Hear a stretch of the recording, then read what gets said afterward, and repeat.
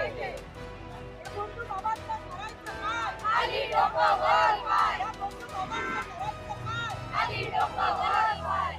आपण बघू शकता नाशिकमध्ये गेल्या अनेक दिवसापासून सुरू असलेलं हे खरात प्रकरण आणि खरात प्रकरणानंतर या बोंधू खरातच्या विरोधात महिला आक्रमक झालेल्या आहे। अखिल भारतीय मराठा महासंघाच्या महिलांनी रस्त्यावर उतरत आंदोलन छेडले आहे, निषेध व्यक्त केला आहे आणि खरातच्या बोर्डाला माझ्या पाठीमागे बघू शकता या ठिकाणी खुली मारत त्यांनी याचा निषेध केला आहे। याची भूमिका महिलांच्या सन्मानाला निषेधार्थ असल्याने तरी या खरातवर कडकात कडक कारवाई करा अशी मागणी या महिलांच्या वतीने करण्यात येत आहे। आपण या महिलांशी चर्चा करणार आहोत। नमस्कार, काय सांगाल, काय नाव तुमचं? माझं नाव स्वाती जाधव, नाशिक शहर अखिल भारतीय मराठा महासंघाची मी शहराध्यक्ष। काय सांगाल एकंदरीत आज जे तुम्ही आंदोलन करताय त्याची पार्श्वभूमी? आंदोलन आम्ही याच्यासाठी करतोय की नाशिक सारख्या पुण्य नगरीला बदनाम करण्याचं काम ह्या अशोक खरात यांनी केलेलं आहे।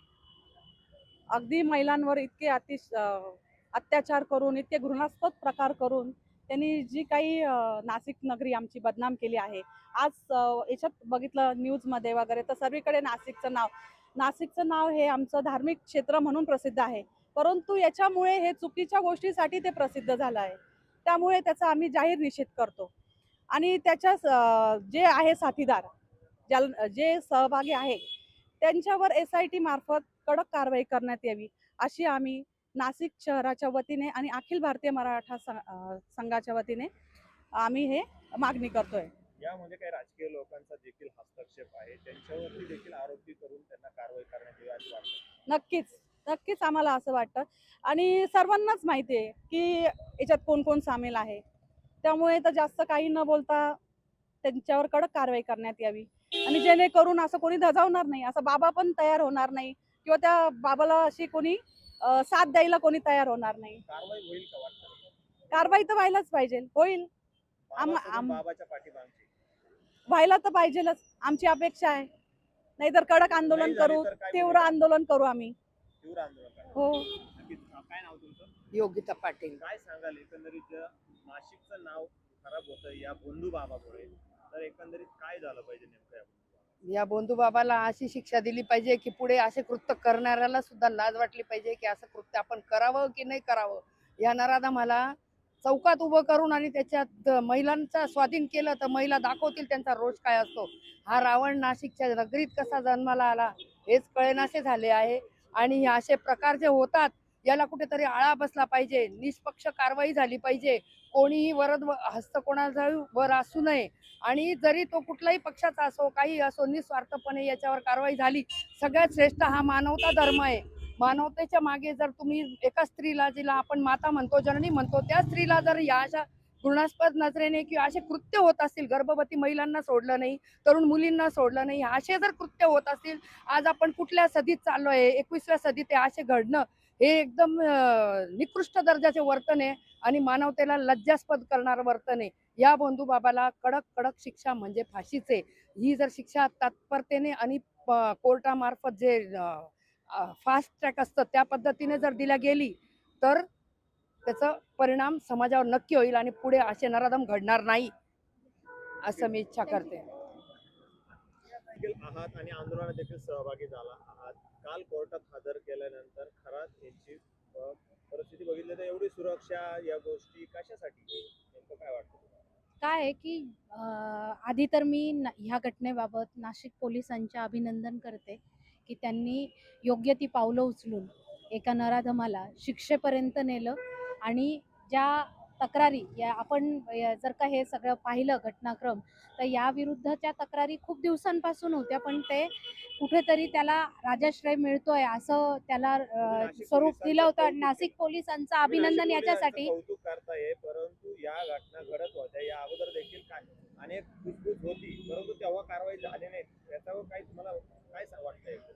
तेच म्हणते की तो जो काही राजाश्रय त्याला मिळालेला होता तो कुठेतरी डळमळीत झाला आणि काय आहे की कधीतरी पाप्याचं पाप भरतं आणि त्याला शिक्षाही मिळतेच, तसं ती 100 भरली आणि खरातला शिक्षा मिळालेली आहे। त्याच्यासाठी नाशिक पोलिसांचं अभिनंदन करते की ते सगळं झुगारून नाशिक पोलिसांनी कारवाई केलेली आहे। दुसरी गोष्ट आहे की त्याला सुरक्षा याच्यासाठी देण्यात आलेली की प्रचंड प्रमाणात जनक्षोभ आहे आणि मॉब सायकोलॉजी हँडल करणं कदाचित पोलिसांची तेवढी संख्या नाही, मनुष्यबळ आपल्याकडे कमी आहे आणि त्यामुळे कदाचित जनशोभातनं काही दुर्घटना घडू नये त्यासाठी त्या दिलेल्या असतील. परंतु याचा अर्थ असा होत नाही की कुठल्या तरी नराधमाला पोलिसांनी संरक्षण दिलेलं आहे. आजही त्यांच्या वकिलांकडून त्यांचा बचाव करण्यात येतो. तुम्हाला वकील म्हणून काय वाटतं, त्यांचा बचाव करणारा वकील तरी आता उभा वकील म्हणून म्हणायचं तर माझे सिनियर ॲडव्होकेट MY काळे साहेब याच्यात इंटरव्हेनर म्हणून किंवा हरकतदार म्हणून त्यांच्या बेल ॲप्लिकेशनमध्ये हजर आहे.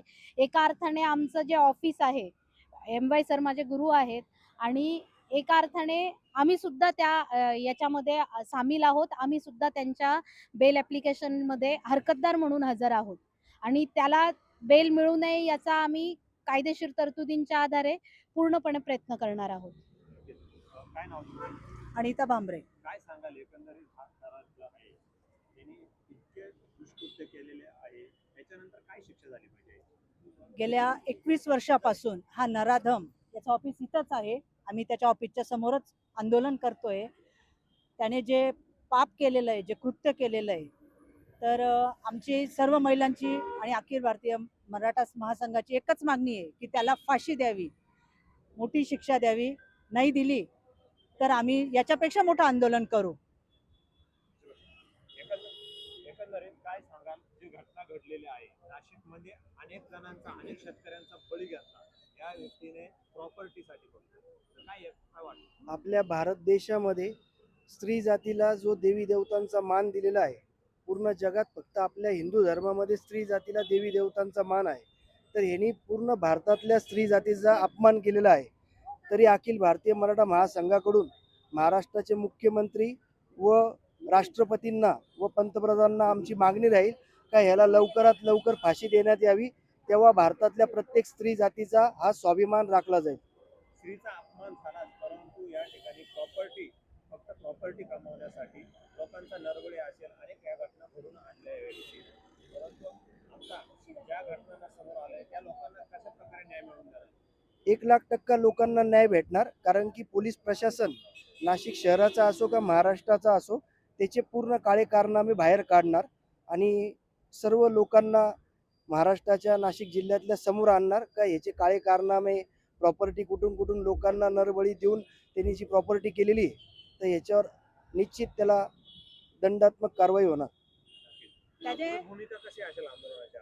अखिल भारतीय मराठा महासंघाकडून हीच भूमिका राहील, जोपर्यंत त्याला फाशी भेटणार नाही तोपर्यंत आम्ही प्रत्येक वेळोवेळी सर्व महिला, सर्व वरिष्ठांना घेऊन आम्ही रस्त्यावर उतरणार.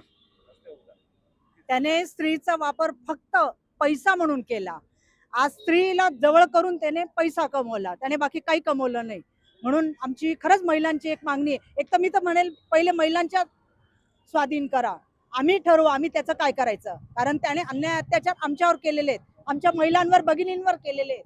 म्हणून त्याला आमच्या स्वाधीन करा, नसेल आमच्या स्वाधीन करत तर त्याला फाशीची शिक्षा द्या. एवढी आमची महिलांकडनं, माझ्या सर्व महिला भगिनींकडनं मागणी आहे एवढी. काय सांगाल एकंदरीत जो खराब आहे गोंधळ बाबा, त्याच्यावरती संपूर्ण महाराष्ट्रासह टीका करण्यात येत आहे, महाराष्ट्रातून त्याचा निषेध करण्यात येत आहे. परंतु काही झालं तरी आज न्यायालय प्रक्रिया आहे, आपण मागणी करता हा भाग स्त्रियांच्या हाती द्या, नेमकं कसं? त्याला जर स्त्रियांच्या हाती दिलं तर जो आमच्या स्त्रियांवर जो अन्याय केला आहे त्यांनी, ज्या महिलांवर त्यांनी अत्याचार केला आहे, आज महिला त्याच्याकडे जात कशासाठी होत्या की आपले काहीतरी वैयक्तिक प्रॉब्लेम त्याच्याकडे घेऊन जात होते आणि त्यांनी त्यांच्यासोबत त्यांचा विश्वासघात करून, त्यांचा वापर करून आणि त्यांनी त्या प्रकारे त्यांनी ती प्रॉपर्टी कमावली आहे. तर अशा माणसाला जर आमच्या हवाली जर केलं तर त्याचा आम्ही म्हणजे काय करायचं ते म्हणजे सगळ्या महिलांनी मिळून आम्ही त्याच्यावर म्हणजे आता सांगू नाही शकत आहे का आम्हाला किती चीड आहे, संताप येतो त्या माणसावर. पण आता जर आमच्या हवाली जर त्याला जर केलं ना कायद्याच्या चौकटीत त्याच्यावर आम्ही कारवाई करू. आपण बघू शकतो महिलांचा अतिशय रोष आहे. जो कॅप्टन खरात म्हणून स्वतःला गोंधू हा स्वतःला साधू समजत होता, स्वतःला ज्योतिषी समजत होता, परंतु त्याच्यावर कठोरात कठोर कारवाई करावा अशीच मागणी या महिलांच्या वतीने करण्यात येत आहे. तरी वाघ आठवून बघू शकता या जोडो मारो आंदोलन या ठिकाणी या महिला करत आहे.